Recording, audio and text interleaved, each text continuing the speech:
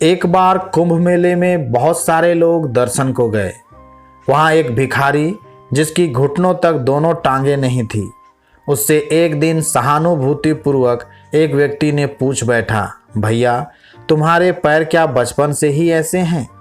उसने जो कहा सबको अंदर तक झकझोर दिया। भिखारी सुबक सुबक कर रोने लगा और कहा, भैया मैंने अपने पैर स्वयं ही काट लिए हैं। इतने में किसी एक ने कहा, ऐसा कैसे हो सकता है? कोई अपने पैर भला जानबूझकर अपने आप क्यों काटेगा? तुम कुछ छुपा रहे हो। तब भिखारी आप बीती सुनाने लगा। उस समय और भी बहुत से लोग वहां इकट्ठे हो गए और भिखारी की बातें सुनने लगे। भिखारी बोला, कुछ समय पूर्व मैं जंगल में बकरी चराने जाया करता था। मैं तामसिक प्रवृत्ति का था, मांस शराब के बिना रह नहीं पाता था। दया क्या होती है यह मैं जानता ही नहीं था। एक दिन मैं बकरियां चराते चराते घनी झाड़ियों की ओर निकल गया। वहां एक हिरनी ने उसी दिन एक बच्चे को जन्म दिया था। मुझे देखकर भयभीत हो हिरनी बच्चे को वहीं छोड़कर तुरंत भाग गई। बच्चा भाग नहीं सका।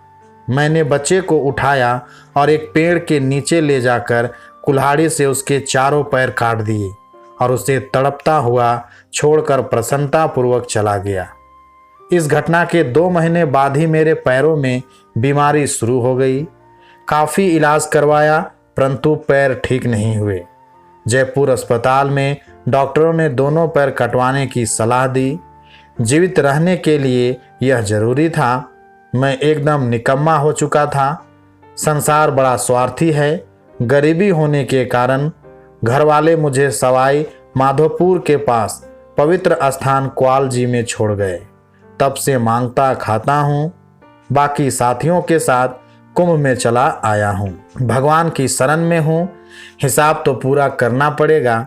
अभी मेरे 2 हाथ भी कटने बाकी हैं क्योंकि मैंने हिरनी के बच्चे के चारों पैर काटे थे।